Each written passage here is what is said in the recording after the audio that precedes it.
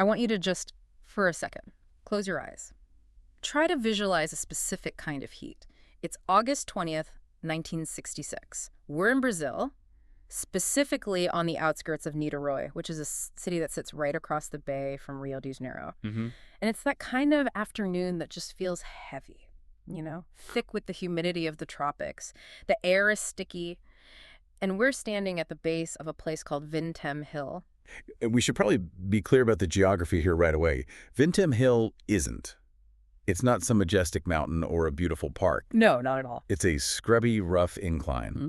It's the kind of place that really just exists on the margins of a city. It's overgrown with tall weeds. The terrain is difficult. It's all red dirt and ants. Right. It's the kind of place you just don't go to unless you have a very, very specific reason to be there. Or if you're a local kid who's just looking for some wind.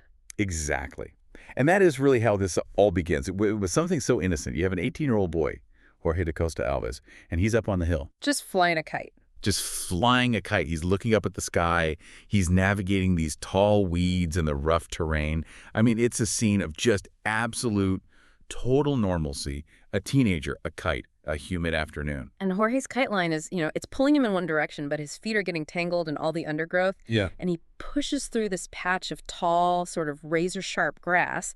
And that idyllic afternoon it shatters. Yeah. He stumbles upon a scene that, even to this day, it defies almost every logical explanation we have for crime scenes. He finds two men, and they're lying side by side. And we have to be so specific about what he sees here because the visual paradox, the sheer wrongness of the image is what makes this case just stick in your mind for decades. Yes. Jorge isn't looking at a couple of hikers. He's not looking at two laborers who got tired. No, he is looking at two men who are dressed for, a board meeting. Or a funeral. They're wearing formal, high-quality business suits. We're talking pressed trousers, button-down shirts, suit jackets. But it gets stranger. It gets so much stranger. Over these suits, and despite the fact that the weather is warm and humid, they're wearing waterproof raincoats. And we're not talking about flimsy little ponchos. Mm-hmm. These were substantial coats. Mm-hmm. Imagine for a moment the physical sensation of that. You're hiking up a steep, scrubby hill in the Brazilian heat, and you're wearing a wool suit and a vinyl raincoat over it. You would be sweating just profusely. Miserable. It would be absolutely miserable, which implies that comfort was not their priority at all. Yeah. Protection was. Protection. That is the key word. Because lying next to them, Jorge sees a few things. An empty water bottle. 2 towels. And then he sees the detail that turns this whole thing from just a tragedy into a surrealist nightmare. The masks. The masks. Covering the eyes of both of these men are crude, homemade masks that have been cut from sheet lead. No eye holes. No eye holes, just solid, heavy plates of metal designed to completely, totally block out their vision. They're just lying there in their suits and their raincoats, blindfolded by lead, looking up at a sky that they cannot see. It's an image that feels like it belongs in a stage noir film or maybe a fever dream. It is just pure high strangeness. Mm-hmm. It suggests a ritual or an experiment or an execution, but it doesn't fit the pattern for any of them. Not perfectly. Not at all. And today on this deep dive, that is exactly where we're going. We are heading up Vintém Hill to try and unpack the lead masks case. Because this isn't just a murder mystery. If you look at the elements, the fact that the victims worked in electronics, this cryptic note that they found in a pocket, it becomes an inquiry into belief and science and the unknown. We're not just asking who killed them. We are asking a much weirder question. What were they trying to see that required them to cover their eyes with solid lead? What kind of light were they expecting? And that's a deeply disturbing question. To even begin to answer it, we have to peel back the layers of who these men actually were. Mm-hmm. Because they weren't random drifters. They weren't anonymous. Their names were Manoel Pereira de Cruz and Miguel José Viana. They came from a town called Campos dos Goitacazes, which is a good distance to the north. And their profession is the first major clue in this entire puzzle. They were electronics technicians. That detail is absolutely crucial. We need to contextualize what an electronics technician even was in 1966 Brazil. Today we think of someone maybe fixing a cracked iPhone green. Yeah. But in the 1960s, electronics was the frontier. It was the space age. Right. It was all vacuum tubes, transistors, radio waves. Exactly. If you were an electronics technician back then, you were almost like a wizard of the modern age. You understood how to pull voices out of the thin air using invisible waves. You understood circuits. You understood frequency. And this is so important for our discussion today. You understood materials. You knew the properties of metal. And specifically, you knew what lead was for. Lead isn't just some heavy metal you find lying around. In the world of physics and engineering, lead has a very, very specific purpose. Shielding. Shielding. It's dense. Yeah. Extremely dense. It blocks X-rays. It blocks gamma radiation. I mean, if you work in a nuclear facility or with X-ray machines, you wear lead. So when you find two men who work with electronics wearing lead masks, you have to assume intent. This wasn't a fashion statement. This wasn't some kind of, aesthetic choice. This was a technical application. They built these masks to perform a function. And because they were technicians, they almost certainly had the tools to make them themselves. Lead comes in sheets. It's soft. You can cut it with tin snips. You can shape it with your hands. I could just picture them in their workshop back in Campos, measuring their own faces, cutting the metal, maybe smoothing the edges so it wouldn't cut their skin. That is a haunting image. Just standing in front of a mirror, fitting a lead blindfold to your own face, checking the seal. So what we have is two men of science, or at least men of technical skill dead in a field, wearing homemade personal protective equipment over their eyes.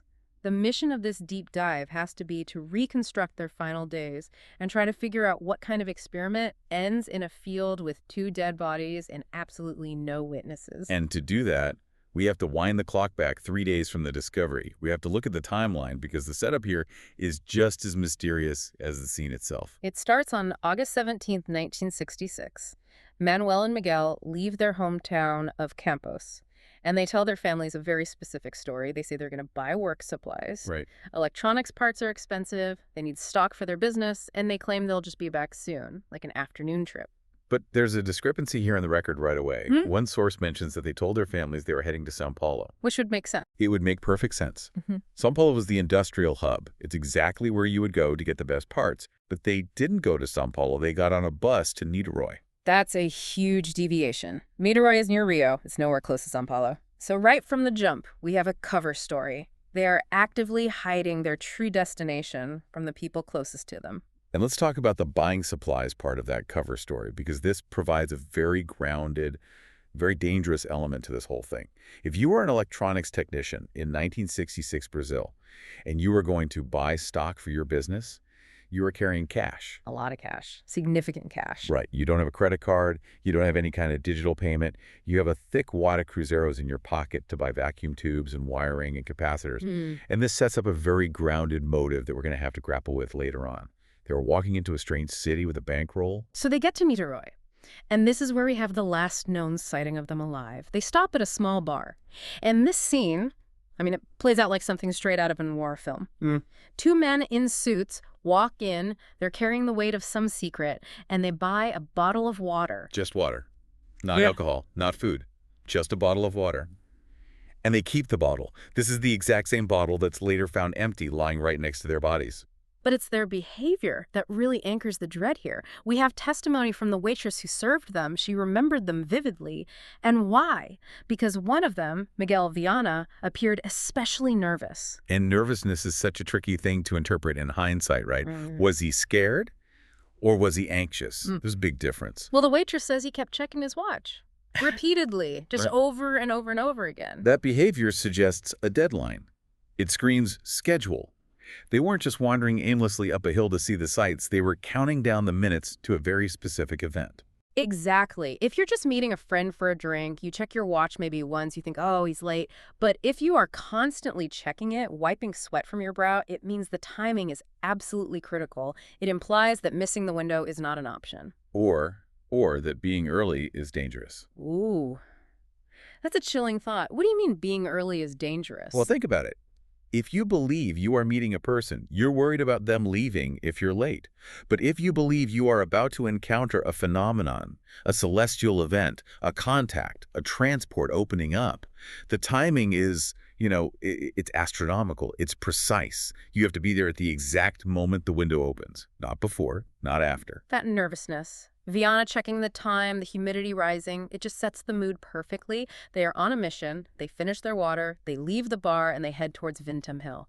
And that is the very last time that anyone sees them alive. Until Jorge finds them in the weeds 3 days later. So we have the bodies, we have the masks, but the police find something else. It's in the pocket of one of the suits. And this, for me, this is the smoking gun of high strangeness.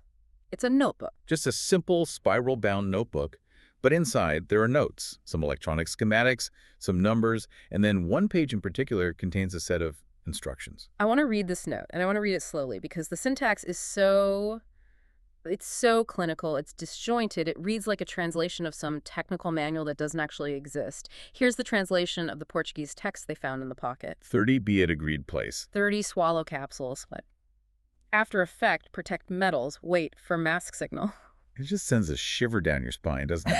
It's so sparse, there's no emotion in it at all. It's terrifyingly efficient. Yeah. Let's break this down line by line because this is the script of their death. 16.30 be at agreed place. Well, that matches the behavior at the bar perfectly. They were checking their watches because they had a hard arrival time. 4:30 in the afternoon. They had to be on the hill at that specific spot by 4:30 p.m. And then there's this 2-hour gap, 18.30 swallow capsules. That's 6:30 p.m. So they get there at 4:30. They wait for 2 full hours. Why? What are they doing for 2 hours? Maybe to prepare themselves mentally, meditation or something. Or maybe they were simply waiting for the sun to set. In August, in Brazil, 6:30 p.m. is twilight. It's heading rapidly into darkness. The timing strongly suggests that whatever was supposed to happen needed to happen in the dark. And then that command, swallow capsules. This is the most controversial part of the note. Capsules, plural. It implies a dosage, a pill, some kind of mechanism for internal change. It doesn't say drink poison. It says capsules, like it's medicine or a supplement. And then they get the next line, which is just, it's one of the most cryptic things I have ever heard. After effect, protect metals, wait for mask signal. The grammar of that is fascinating. After effect, which means you swallow the capsules, you wait for them to kick in to feel the effect, and then you protect metals. They were anticipating a physical reaction. They knew the pills would do something to them. But what on earth does protect metals even mean in this context? Well, there are two main interpretations here, and they're both very strange. As a detective looking at this, my first thought when I hear protect metals is, they're valuables. Their money? Their money, their watches. Maybe they were told to bury them, but they didn't. There's no evidence of that. Okay, so what about from the sci-fi perspective? From a physics perspective, you protect metals from things that damage them. Rust, acid, or magnetism. Yeah. A strong magnetic field. If you believe a spacecraft is about to land, you might believe it emits this massive electromagnetic pulse that would wipe your watch, destroy your compass, magnetize your tools. But wait, they were wearing lead masks. Lead is a metal. That's true, but lead is a specific type of metal. It's non-ferrous. It doesn't interact with magnets the way iron does. But there is a darker interpretation. What if protect metals didn't mean their tools?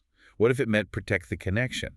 What if they viewed their own bodies, or maybe the masks themselves, as the metal in some kind of bizarre circuit? Wait for mask signal. That's the end of the sentence. Wait for mask signal. This implies the mask isn't just a blindfold. It's a tool. It has a purpose. Does the signal tell them when to take the masks off? Or, and this is the theory that really keeps me up at night, do the masks allow them to see the signal? Like looking at a solar eclipse. Exactly like that. If you are expecting a light so intensely bright that it will literally burn your retinas, like a nuclear flash or a divine presence, you need a filter. You need lead.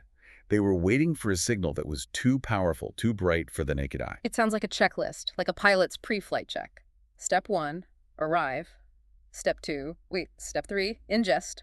4, shield up. 5, wait for the signal. And that clinical tone is what makes it so believable that they were technicians. They weren't writing poetry. They weren't writing a suicide note. They were following a procedure. They treated this unknown event like it was an engineering problem. Input A, input B, result C. But the result was death. The result was death. This has to bring us to the why.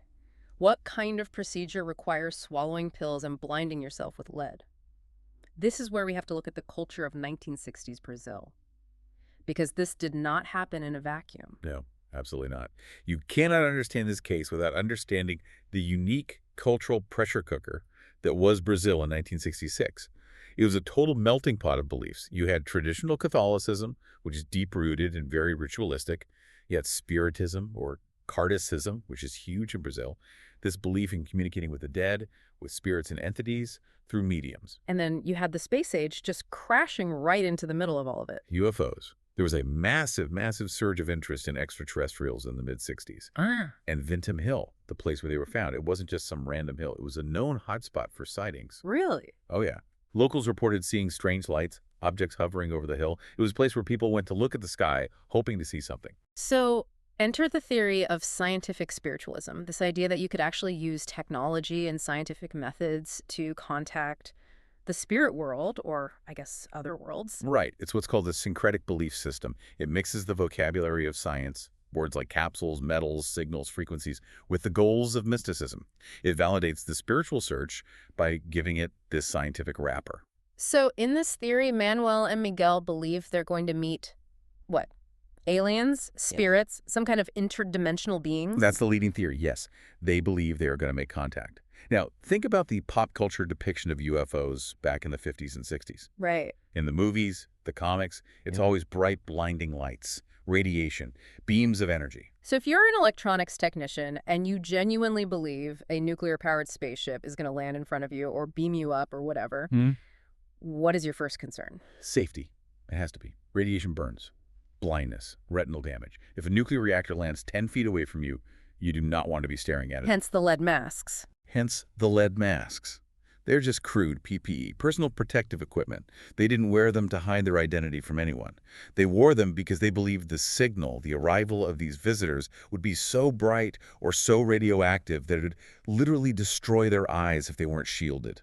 That is profoundly sad. And also, it's terrifyingly logical if you accept their premise. They were trying to be safe. They brought raincoats in case of bad weather, and they brought lead masks in case of radiation. They were trying to survive the contact. That's the core of the tragedy here. They did not go up on that hill to die. The masks are proof that they fully intended to live through this experience. So what about the capsules? In this UFO theory, what are the capsules for? There are a couple of possibilities. Yeah. One is protection against radiation sickness. Maybe they thought they had bought some kind of anti-radiation drug, like potassium iodide, maybe. But the other possibility leans back into that spiritual side of things. The way to open the mind. Exactly. To induce a trance state. If you believe the aliens communicate telepathically, well, maybe you need to lower your mental barriers. Maybe the capsules were psychedelics, LSD or mescaline, something to tune the brain to the right frequency. To open the channel, so to speak. That's the idea. Or, and this is the darker side of the UFO cult angle, they might have believed the capsules were necessary to shed their physical bodies so that their consciousness could be transported. Like a Heaven's Gate type of situation. It's possible, but usually those kinds of suicide pacts leave a manifesto. They leave a note saying, "We are leaving this world," or "We are shedding our vehicles." This note wasn't a manifesto, it was an instruction manual. Right. Wait for signal. That implies they expected to be there to see it. It implies they expected to survive. The line, after effect, protect metals. You don't worry about protecting your stuff if you're about to be dead. Precisely. And that's why I lean away from a deliberate suicide pact. The entire tone of the note is survivalist. It's about how to manage a hazardous environment. They thought they were conducting a dangerous experiment, and they took what they believed were the proper precautions. The raincoats, the mask, the timing, all of it. But there's a paradox here that I can't shake it.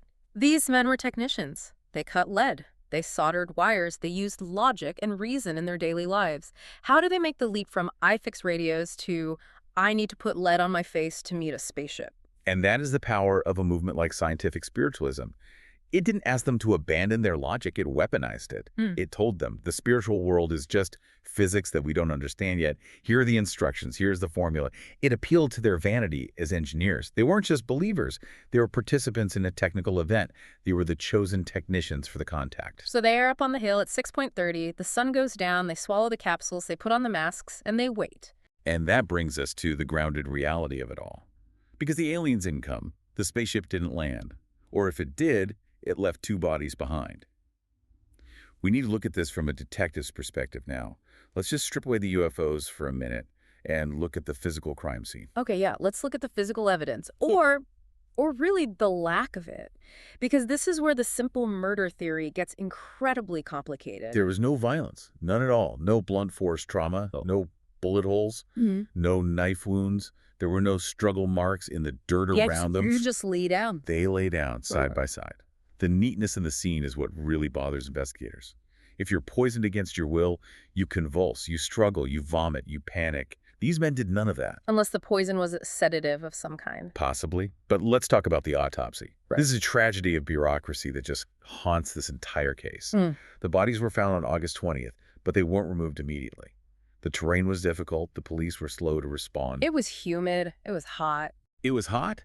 They were wearing wool suits and vinyl raincoats. They essentially cooked in their own clothes for days. By the time the coroner actually got to examine them, decomposition was already very advanced. And when they finally did the toxicology testing. Inconclusive. They didn't test for specific toxic substances effectively because the organs were just too badly decomposed. They found no obvious poison like cyanide or strychnine, but that doesn't mean nothing was there. So the capsules that are mentioned in the note, we have no idea what was in them. We have absolutely no idea. And the capsule casings themselves, never found. Wait. They weren't found at the scene. No. The note says swallow capsules. It doesn't say throw the bottle away. But there were no pill bottles, no blister packs, nothing like that found near the bodies. Just the water bottle and the 2 towels. That almost implies someone else was there. Someone who cleaned up after. Or, I suppose, they could have taken the capsules out of a pocket, swallowed them, and put the container back in their pocket. But no container was ever listed in the inventory of their belongings. Just the note and some money, but not enough money. Okay, let's go back to the money. You mentioned it earlier. They left home to buy supplies, electronic supplies. That means they had to be carrying a lot of cash. Correct. What's the supply money found on the bodies? The police report lists a small amount of cash, but it was nowhere near what would be required to stock an electronics workshop. So the bulk of the money is just gone. The money is gone.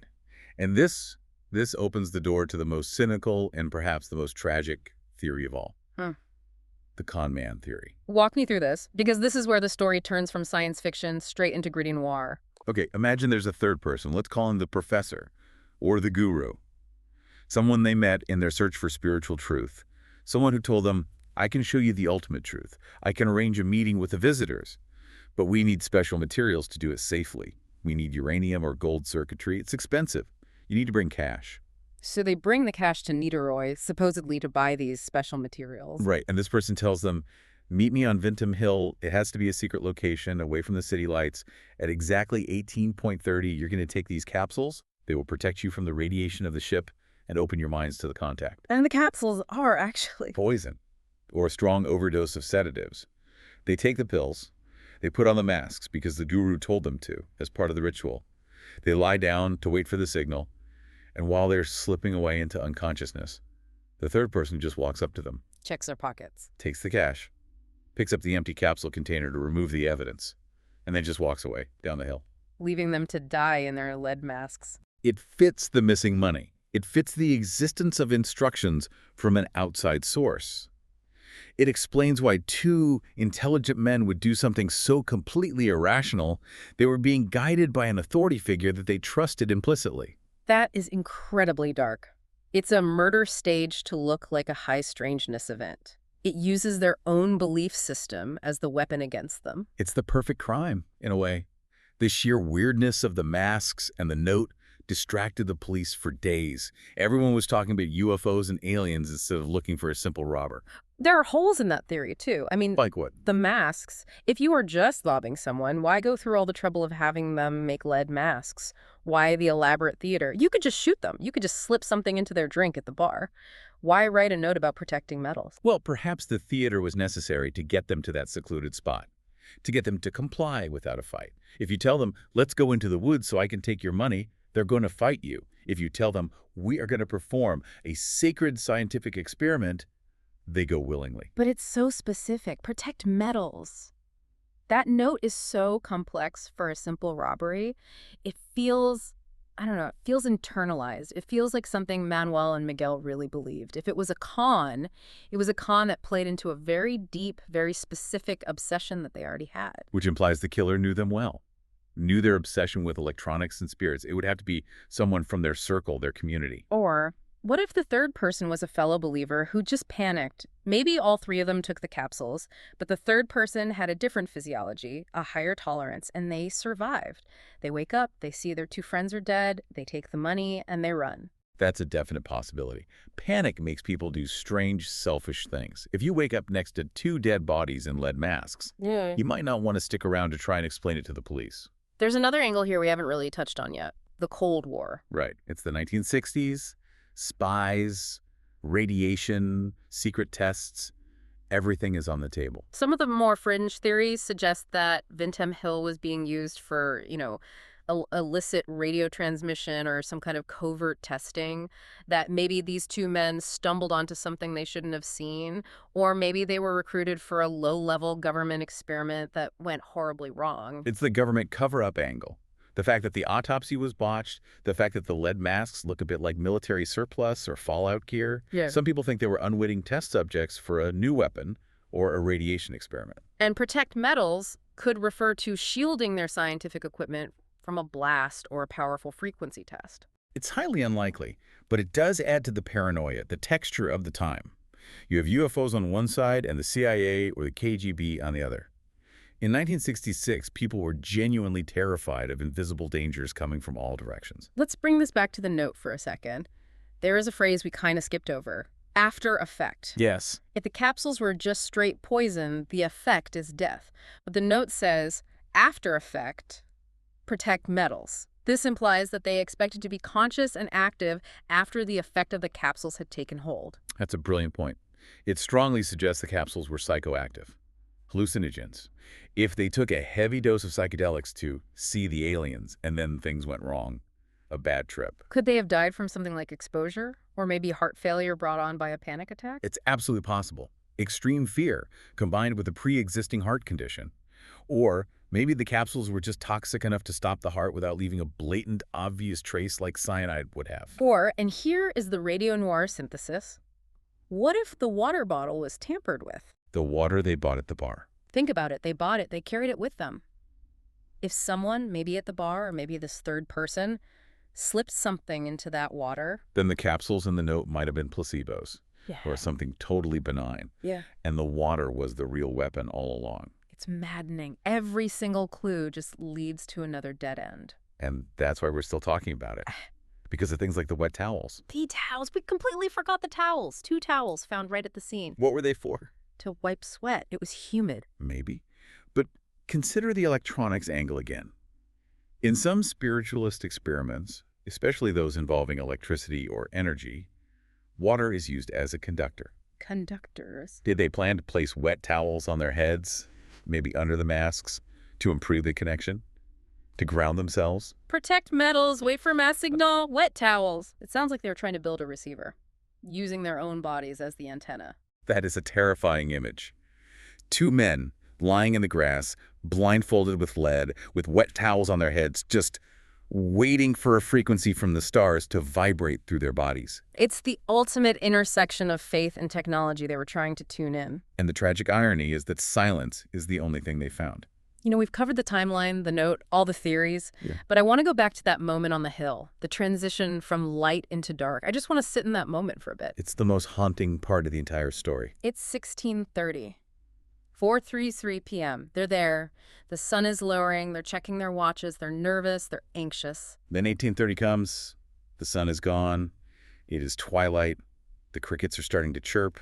The city lights of Rio are twinkling in the distance across the bay, but up on the hill, it's getting dark, fast. They take the capsules, they lie down on the raincoats on the damp ground, and they place the heavy lead masks over their eyes. Now they are in total, absolute darkness. Even if the moon is out, the lead blocks it completely. They are completely alone with their thoughts, waiting for the signal. Minutes pass, maybe an hour. The effect starts to hit them, whatever it is. Do they feel fear? Do they feel euphoria? Do they reach out and hold hands? The position of the bodies, side by side, so neat, suggests a partnership right to the very end. They didn't scatter. They stayed together. And then, nothing. Their breathing stops. The signal never came, or at least not a signal that anyone else could hear or see. It has been over 50 years now. The capsule remains were never found. The meaning of protect metals was never definitively solved. The money was never recovered. We are left with just the image, the suits, the lead, the silence. And the lingering question. We assume they were conned, we assume they were delusional, but the most unsettling possibility isn't that they were wrong. No. The most unsettling possibility is that they were right. that they did see something, or that they were waiting for something that actually arrived. And because of the masks or because of whatever happened up there, we just can't see the evidence. We look at the bodies and we see death.